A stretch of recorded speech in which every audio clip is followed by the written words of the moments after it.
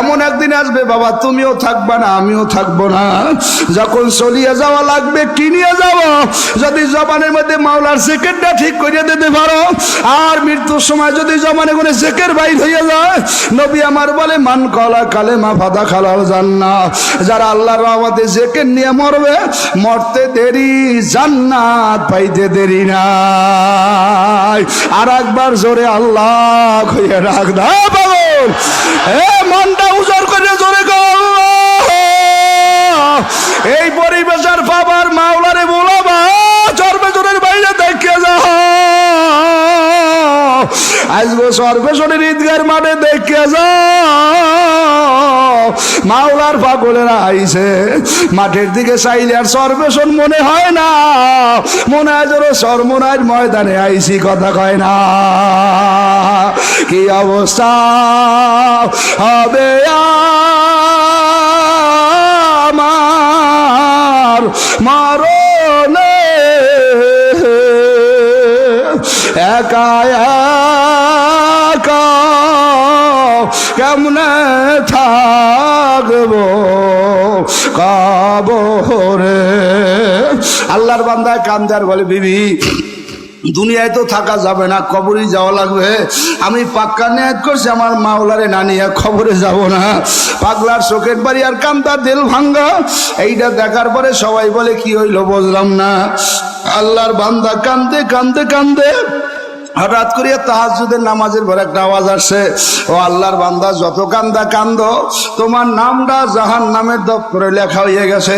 তুমি বড় গুনাহগার, এমন কোনো গুনাহ নাই করো নাই, তোমাকে জাহান্নামেই যাওয়া লাগবে। স্ত্রী ডাক দিয়ে বলে স্বামী শব্দ পাইছেন? কলে কি? কলে উপর থেকে ঘোষণা আসছে আপনি নাকি জাহান্নামী, আপনার নাম জাহান্নামের দপ্তরে লেখা হয়ে গেছে। তো কান্দে কাটতে লাভ কি?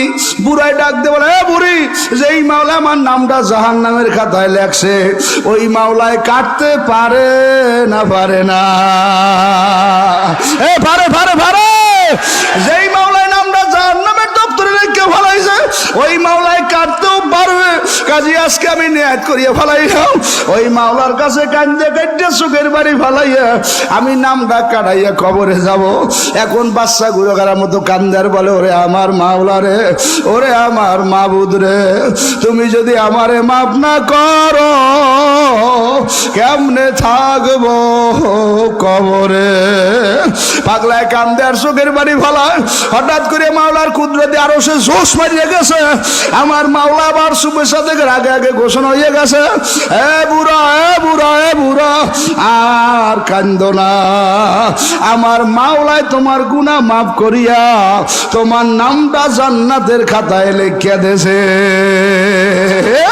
খালি লিখে দেছে তাই না, তোমার জীবনে যত গুনাহ ছিল আমার মাওলার দয়ায় সব নেক দ্বারা ভরিয়ে দেছে। কাজী আজকে পাও দর্শি কত বড় গুনাহ করছো না, গুনাহ যতই করো পাহাড় বরাবর। যখন বলবা ইয়া আইয়ুহাল্লাযীনা আমানু তুবু ইলাল্লাহি তাওবাতান নসুহা, গুনাহগার যখন নসুহার মতো তওবা করিয়া ফেলাইবে আমার মাওলায় ক্ষমা না করিয়া পারবে না। এই জন্য বাবা বেশি বেশি আল্লাহ ওয়ালাদের সোহবতে যাওয়া লাগে। আজকাল একদল নাস্তিক মোর্তাদেরা বাইরে এসে পীর মুরিদের চোখে দেখতে পারে না। আমি আপনাদের কাছে প্রশ্ন করি বাবা, একটা ড্রাইভারের জোগাইল্লা হেল্পার গিরি না করলে কি কেউ ড্রাইভার হইতে পারেনি? কথা কন, জোরে কন, জোরে কন, জোরে কন। এ মার গর্বে করে কি কেউ ড্রাইভার হয়ে যাইছে? কি আইছে করছে কি? হেল্পারই করা শুরু করছে। ড্রাইভারে মারে, চোপার দেয়, রেঞ্জ মারে, আতুর মারে, ধাক্কা লয়, মন্দ কয়। হঠাৎ করে একদিন চাবি দেয়, এখন যাইয়ে গাড়ি চালা। ওই ল্যাপটা করে চালাই চালাইতে সর্বেশন যাবি, কথা কয় না।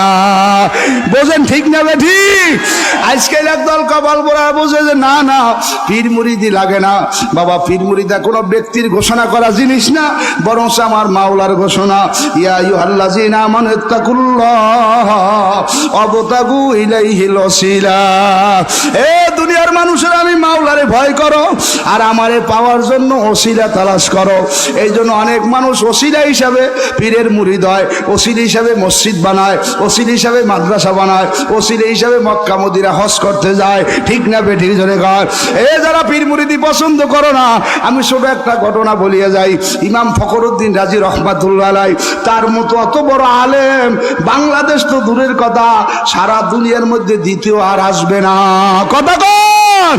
এই ইমাম ফখরুদ্দিন রাজি রহমাতুল্লাহ আলাইহির জীবনী পড়িয়ে দেখো, কিতাবের কোনো অভাব নাই, ইলমের কোনো অভাব নাই। একবার নজিমউদ্দিন কুবরা রহমাতুল্লাহ আলাইহি তিনি পরীক্ষা করার জন্য গেলেন।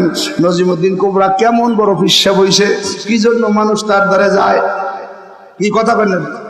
যখন গেলেন যে দেখে নজিমউদ্দিন কুবরা সাদাসিধা একজন মানুষ, আজ যার নাম শুনি এত মানুষ আইছে, স্টেজে দেখবেন একটু লঙ্গি পরা, একটু জামা গায়ে দেওয়া, কান্দে একটা জুমাল, আর কিছু নাই।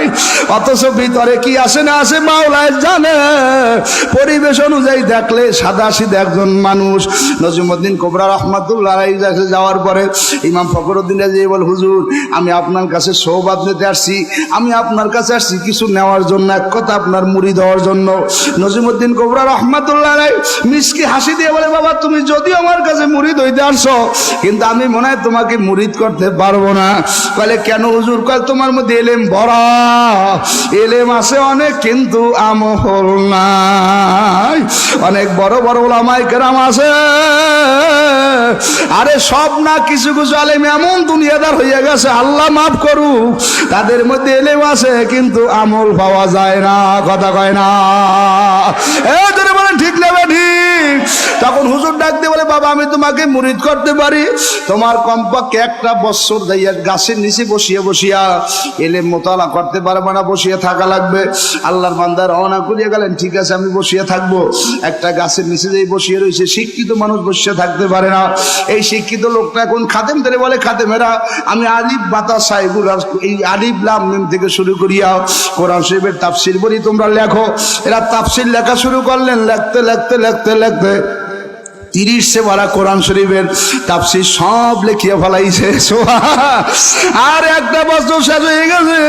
এক বছর পরে যখন রওনা করিয়া আল্লাহর বান্দা আবার হুজুরের কাছে মুরিদ হওয়ার জন্য গেলেন, এখন হুজুরে ডাক দিয়ে বলতেছে, বাবা কি খবর, করছো কি? কলে হুজুর আমি গাছের নিচে বসিয়ে রইছি। কলে তোমার ইলম তো আরো বাড়িয়ে গেছে, না তোমার মুরিদ করাই যাবে না। গাছের নিচে বসিয়ে বসিয়ে কি করছো? কলে হুজুর আমি কোরআন শরীফের তাফসীর লিখছি। আমার তাফসীর লেখাও শেষ, এক বছর শেষ। কলে কই ব্যবসায়ী তাফসীর কিতাবটা আমার কাছে আনো। কলে হুজুর কিতাবে লেখি নাই, লেখছি কাগজ পাতি দেই ভাবে বিভিন্ন পাতা সাদায়, যে সময় যা বাজে গাট্টি বানাইছি। কলে আমারে দেখাও। যখন সামনের দিকে আনায়া গাট্টিটা দেখাইলেন, হুজুর একবার মিষ্টি হাস দিয়ে বলে, হাজা তাফসীরে কাবীর, এই রইল বাবা সব চাইতে বড় তাফসীর। সুবহান। চর্বজনের বাইরে আমার বাবারা বুঝো, ভালো করে বুঝো। জ্ঞানীরা, জ্ঞানী যারা বোঝে তারা শুধু ইশারায়, অবুঝ পাপি নাদানের বুঝাইবে কে আছে কোথায়। তরকারি যদি ভালো হয় মা অল্প জালে সেজে, মানুষ যদি জ্ঞানী হয় অল্প কথায় বোঝে। বাপ ভালো তার ছেলে ভালো, মা ভালো তার ঝি, গাই ভালো তার বাছুর ভালো, দুধের গুণে ঘি। ওই বনেতে বাঘ নাই ভাবিও না মনে, বড় বড় বাঘ তাই ছোট্ট ছোট্ট বনে। হইয়া ছেলে মরিয়া গেলে কে বলাইবে মা, মায়ের মনে থাকিয়া যায় চিরতরে ঘাও। হইয়া ছেলে মরিয়া গেলে আর কে কইবে বাপ, বাবার মনে জেগে ওঠে চির আগুনের তাপ। আক্ষেপে জীবন মামো হয়েছে বিগত, কোনো কিছু করি নাই পাগলেরই মতো। ফুরাইয়া গেছে আয়ু আশারও খেলায়, কিনিবারও যাহা ছিল কিনি নিজে হায়। একুল ভাঙ্গে অকুল করে এই তো নদীর খেলা, সকাল বেলার ধনী তুমি ফকির সন্ধ্যা বেলা। মরিয়াও অমর হয় যদি লোকে ঘষে, বাসিয়া কি লাভ হয় যদি লোকে দোষে। পায়ের বাদে বোঝা গেল বড় বড় কদম নাই, বুকের মাঝে বোঝা গেল হাত নাড়বার শক্তি নাই। মাথার বাজে বোঝা গেল বড় বড় কথা নাই। মাটির নিচে বাড়ি আমার, মাটির নিচে ঘর। এ দুনিয়ায় যারা আপন সবাই এখন পর। আপন আপন যারে বলি কেউ তো আমার আপন না। এক আপন দয়ার নবী, আর এক আপন মহাব্বতের আমার কেডা। এ জোরে বলো কেডা। আল্লাহর বান্দা এমন পাগল পারা হইয়া গেল, চোখের পানি ফালাইলো, কানলো আর দোয়া চাইলো। আল্লাহ মাওলায় তার মধ্যে বড় দয়া ফিট করিয়ে দেছে। এখন বাড়িতে আসলেন, হুজুর মুরিদ বানায় নাই, মৃত্যুর সময় হয়ে গেছে। মৃত্যুর খবর কি কেউ জানা আসেনি? 1 বছর, 5 বছর, 10 বছর, 100 বছর। বরং ইমাম আলী রাদিয়াল্লাহু তাআলা আনহু বলে, দুনিয়ার মানুষেরা একটা জানাজা পড়িয়ে যখন আসো বাড়িতে, খেয়াল রাখবা এর পরের জানাজাটা হইল আমার। আমি মনে হয় এর পরেই মরিয়ে যাবো, আমার লাশ হয়ে যাবো, আমারে কবরে নিয়ে ফেলাইবে। আল্লাহর বান্দা এখন চিন্তা করে, বাড়িতে আসছে, মৃত্যুর সময় হয়ে গেছে, আজরাইল আসছে, বড় আলেম তো। আজরাইল বলে, ও ইমাম ফখরুদ্দিন রাজি, আল্লাহ কয়জন? কয় একজন। কয় দলিল দাও। কয় ওয়াহদাহু লা শারীকা লাহু, এক আল্লাহ শরীক নাই। কয় না, কাম হইবে না। তিনি একটা বুয়া দলিল দিলেন। আবার কয় আল্লাহ কয়জন? কয় একজন। কয় দলিল দাও। কয় লা তাখুযু সিনাতুম ওয়ালা নাওম, ঘুমায় না জিমায় না, তন্দ্রা দেন আমার আল্লাহ, তার নাম হইল আল্লাহ, তিনি একজন। কয় না, হবে না, আবার দলিল দাও। বলতে বলতে শয়তান বানানো দলিল ইবলিস 100-র মতো দলিল দিল। ইমাম ফখরুদ্দিনের দলিল দিতে দিতে এখন আর দলিল নাই। এখন ফখরুদ্দিন ইমান হারা হইয়া শয়তানের কাছে দুর্বল হইয়া কবরে যাবে। কবরা যারা আলেম ওলামার দ্বারে যাইতে চাও না, শোনো বাবা কিতাবের কথা, চরমুনার হুজুরের কথা বয়ান করতে আই নাই। আল্লাহ ইমাম ফখরুদ্দিন রাজি এখন বিদায়ের সময় কলেমা সারিয়ে দেবে। ওইদিকে নজিমউদ্দিন কোবরা রহমাতুল্লাহ আলাইহি সফরে উজু করতে গেলেন, বদনা হাতের মধ্যে, বদনার পানিতে উজু করে, টুলের উপরে বসা উজু বানাইবে, এমন সময় বদনার মধ্যে হাত সুগন্ধি উঠে ছেঁড়া মারে আর কয়, ও ফখরুদ্দিন রাজি, তুমি জানা দাও বিনা দলিলে আল্লাহ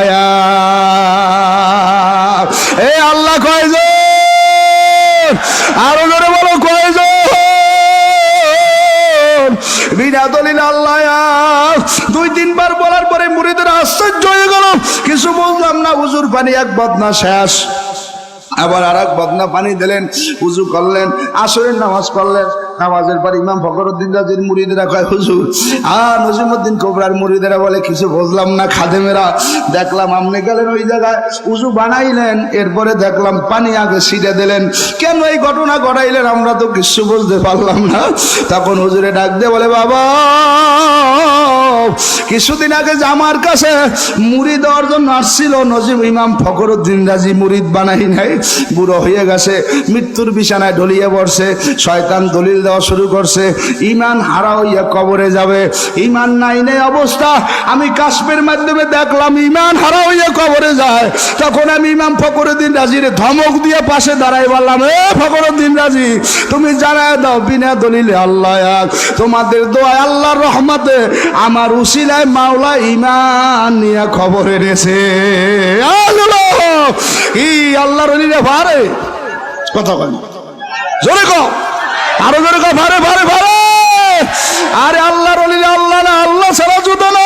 ওলিদের কারামত সত্য, নবীদের মুজিজা সত্য, যারা বিশ্বাস করে না ওরা নবীর উম্মত না। এ কথা কও, ঠিক না বেটি? কি বলবো বাবারে, আমার কুতুবুল আলম ফজলুল করিম রহমাতুল্লাহ আলাইহি মুখস্থ করে রাখো সর্বেজনের ভাইরা। চট্টগ্রাম মাহফিল করতে গেছে কলেজ ময়দানে, ওইদিকে মাহফিলের স্থানের পাশে একটা যুবক একবারে অসুস্থ, আর মায় মুমূর্ষ অবস্থা, আর মার সঙ্গে বজ্জির লোক লইছে। যুবক ছেলেরাই মনে মনে কয়, বুঝছি আমার মা আর বাঁচবে না। ছেলেরা লজিন থেকে লেখাপড়া করে, এইদিকে ওর মার মৃত্যুর সময় হয়ে গেছে, খুব মুমূর্ষ অবস্থা। লজিন বাড়িগনে বাড়ি আইয়া এখন ওই ছেলেরা নানারে বলে, নানা আমি তো পরীক্ষা দিয়ে আসছি, আমার মার কি খবর? বলে, তোমার মায় মনে হয় আর বাঁচবে না, আমার চেষ্টা আমি শেষ করিয়ে ফেলাইছি। বাবা আল্লাহর কেমন শোনো, প্রশংসার জন্য না, ক্যানভাসের জন্য না। এখন ওই যুবকটাই মনে মনে করে, কোথায় যাব, কি করব? ওই দিক ওদের বাড়ির পাশে একজন চরমুনার মুরিদ, 5 ওয়াক্ত নামাজ পড়ে জামাতে, কামদের মধ্যে সবুজ পাগড়ি, সকালবেলা ফজরের নামাজ পড়িয়া রাস্তায় দৌড়ায় আর মাওলার জিকির দেয়। আল্লাহর কুতুব ফজলুল করিমের মুরিদেরা জিকিরের এত পাগল, রিস্কে উঠলে জিকির দেয়, টমটমে জিকির দেয়, ভ্যানে জিকির দেয়, বাজারে জিকির দেয়, অফিসের মধ্যে জিকির দেয়। জিকির মে কামেল তাহায় জাকির উনসে বসিও, শাকে গুলমে কে মজা হয় বুলবুল উনসে ফৌসি হো। আল্লাহর বান্দা জিকির করতেছে, ওই যুবকটা যে আল্লাহর বান্দারে দরিয়া বলে ভাইজান আপনার কাছে আমার একটা প্রশ্ন, বলে কি? বলে আমার মন বলে আপনার কাছে মানে আমি একটু তদবির নেবো। কার জন্য? আমার মার জন্য। বলে বাবা আমি তদবির কিছু জানি না, আমি মূর্খ মানুষ, চরমনার মুরিদ। এ বাবা কি তদবির দেব? তুই কেন আমার দ্বারা এসে আমার মতো গুনাহগার আর কেউ নাই। পাগলায় কান্দার চোখ দিয়ে পানি ফেলায়। তোর আমি একটা বুদ্ধি দিতে পারি, আগামীকালকে এই কলেজের মাঠে আমিরুল মুজাহিদিন পীর সাহেব চরমনায় আসবে, তার কাছে যাইয়ে দোয়া নিস, হুজুরের দোয়া দেবে, তাবিজ দেবে। ছেলেটাই খুশি হয়ে গেছে। চরমনায়ের নাম অনেক শুনছি, দাওয়াজ পাইছি, যাইতে পারি নাই। আজগো যখন চরমনায়ের হুজুর আমাকে বাড়ির দেরাইবে, আজগো আর ছাড়বো না। জোহরের নামাজ পড়িয়া মসজিদে বইয়ে রইছে, কোন সময় হুজুরে আসবে। আসরের নামাজের আগে আগে হুজুর গেলেন, নামাজ পড়ার পরে দেখা করলেন। কুতুবুল আলম ফজলুল করিম রহমাতুল্লাহ দেখা করে হঠাৎ করে দেখে পাশে বই একটা যুবক কান্দে। এ যুবক এত কান্দো কেন, কি খবর? ডাক দরবারে কাছে আইসে, বলে কেন কান্দো? কাল হুজুর আমার মায় মুমূর্ষু অবস্থা, সন্তান যতই কষ্টে থাক বিপদে থাক, মা বাবার কষ্ট সহ্য করতে পারে না, মা নাই যা মুখটা বেজার তার। কত বুড়াকে দেখছি মার বান করতে গেলে হাত করে চোখের বাড়ি সাজিয়ে দেয়, বাজারে আডে হঠাৎ করে কান্দলাই। বলে কেন কান্দ? কালে এত মানুষ দেখি আমার বাবারে দেখি না। আল্লাহর বান্দা কান্দার চোখের পানি ফেলায়।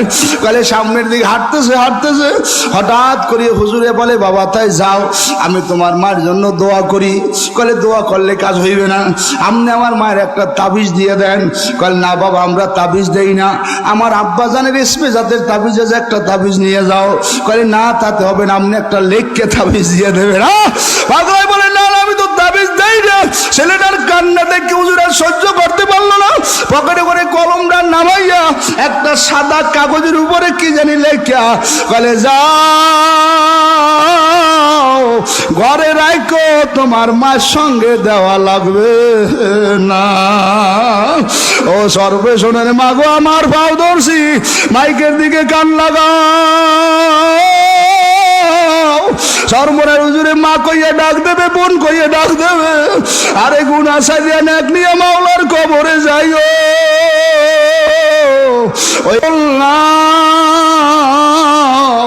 একজন আগুন সে কেডা, এ জোরে বলো কেডা? এ ভাইরা আমার বাবারা, পর্দার মধ্যে মায়ের আমার বোনেরা, আল্লাহর বান্দায় রওনা করলেন। এইবার হুজুরের ছেলেরা দোয়া করিয়ে তাবিজ দেওয়ার পরে বাড়ি গেলেন। বাড়ির মধ্যে যাইয়ে দেখে ওর মা একবারে সুস্থ। আল্লাহ আকবার! গোসল করিয়া সুন্দর কাপড় পরিয়া দরজার মধ্যে দাঁড়াই বলে বাবা তুমি কি চরমনার হুজুরের দ্বারে গেছো? বলে হ্যাঁ চরমনার হুজুরের দ্বারে গেছি। মা তুমি কেমনে জানো? কারণ আমার সঙ্গে যে বসিন ছিল খেনে আরে কিছু সময় আগে ও আমার কাছ থেকে সালাম দিয়ে বিদায় নিয়ে যায় আর বলে তোমার ছেলে এমন এক ব্যক্তির দ্বারে গেছে, আমাকে মুরব্বীর দ্বারে নালিশ দিয়েছে, আর থাকতে পারবো না। ছেলেটায় থরথর করিয়া কাঁপে আর বলে তাবিজটার মধ্যে কি লেখছে আমি এক হুজুরের দেখাবো। পাশে এক মাদ্রাসার মোহতামির হুজুর দেখেন তাবিজটার মধ্যে কি লেখা। মোহতামির সাহেব তাবিজটা হাতের মধ্যে নিয়ে থরথর করিয়া কাঁপে। কেনা তাবিজ দিয়েছে? বলে আরে কেন? বলে তাবিজটার মধ্যে মনে হয় যেন ভয় লাগতে আছে, কি লেখা বুঝি না। মোহতামিমের ছেলেরাই বলে তাবিজটা দেশে চরমনার হুজুরে।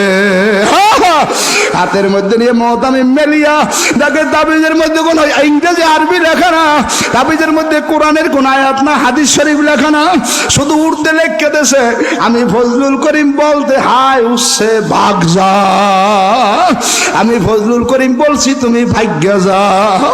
এখন ওই ছেলেরাই কান্দে আর বলে আল্লাহর ওলি পাইছি, আমার মায়ের মাওলা সুস্থ করছে। কই আমি তো মাওলারে পাইলাম না।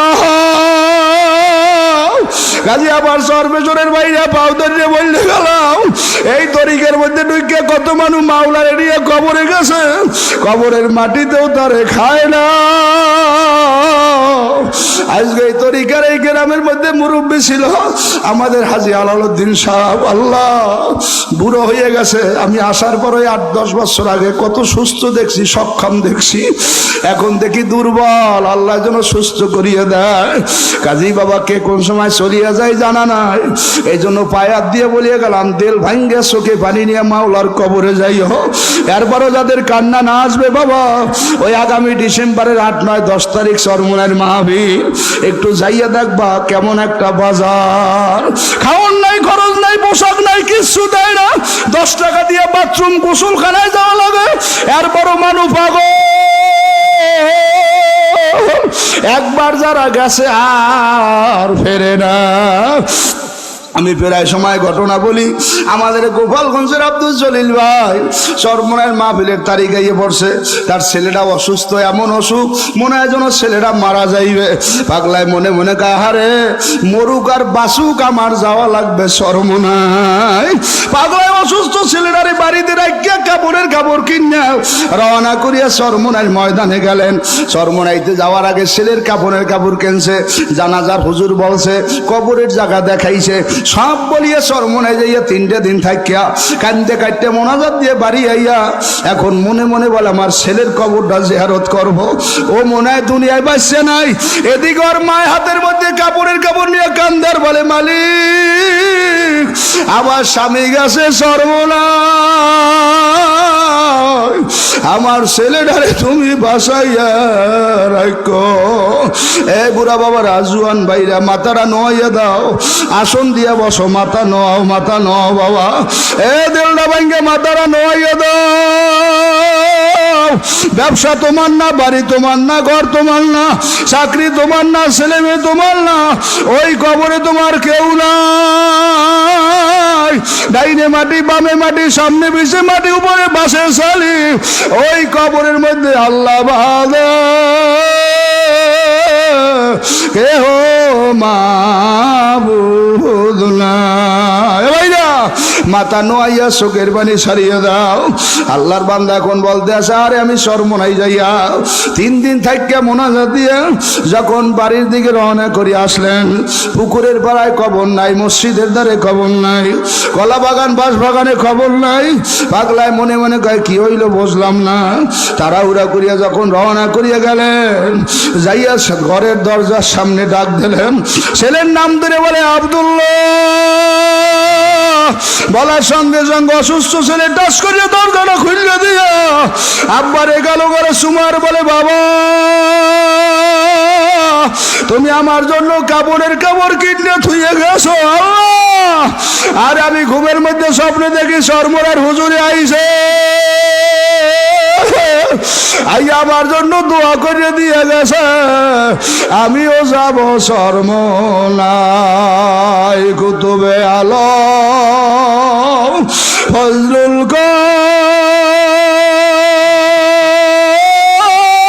করিম মাওলানা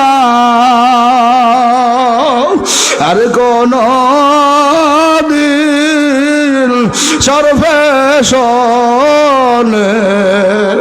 আসবে আর কোনো দিন বাবা বলে ডাকবে না আর কোন দিন মাথায় হাত বলাইবে না। কাজী ভাই আমার জন্য দোয়া করো, আমিও দোয়া করি। কার কোন সময় ডাকা শিয়ে যায় জানা না, একদিন খবর হয়ে যাবে হাজী আলাউদ্দিন সাহেব আর দুনিয়ায় নাই। কানবে চোখের পানি ফলাইবে, আবার খবর হয়ে যাবে আবুল হাসান বোখারি আর দুনিয়ায় নাই। কিনিয়া কবরে যাব, ওই কবরে আমার আল্লাহ ছাড়া কেউ বললাই। আরে বাবা নেক নিয়ে কবরে গেলে কবরটা জান্নাতের বাগান হয়ে যাইবে, আর যদি গুনাহগার হইয়া কবরে যাও ডাইনে করে বামের মাটি এমন জোরে সাপ মারবে, আরে 99টা যাবে কবরের মধ্যে কামড়াইবে, হারে কামড়াইবে। আবার মাওলার ঘোষণা মিওয়ারাইহিম জাহান্নাম, ওই কবরটা জাহান্নামের আগুনের গাড়া হয়ে যাবে। রেহাই নাই, রক্ষা নাই, আল্লাহ বাদে কেউ নাই। কাজী যুবক পাউদর্শী দিল ভাঙ্গিয়া মাওলার ধারে কান্দা আমার মাওলারে নিয়া কবরে যাইয়া।